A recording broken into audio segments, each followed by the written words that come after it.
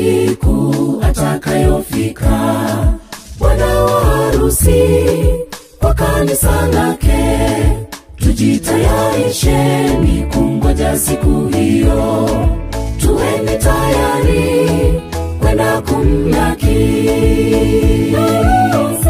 Harusi ikifika,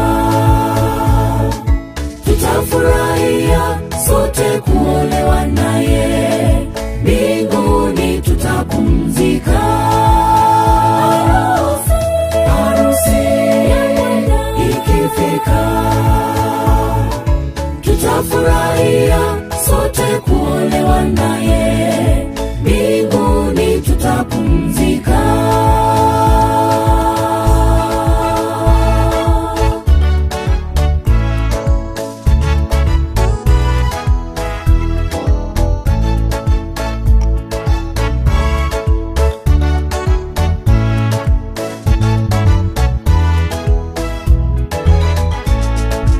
Tukiwakumbuka wale wanawali 10, tazama watano wakawa wajinga, wasiwe na mafuta katika taa zao, mwisho walishindwa kwenda kumlaki.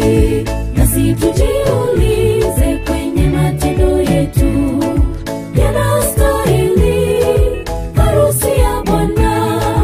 Tutakuwa tayari kwa kwenda kumlaki, au tutabaki kugonga mlango? Harusi ikifika, tutafurahia sote kuolewa naye, mbinguni tutapumzika. Harusi ikifika, tutafurahia sote kuolewa naye, mbinguni tutapumzika. Harusi ikifika, tutafurahia sote kuolewa naye, mbinguni tutapumzika.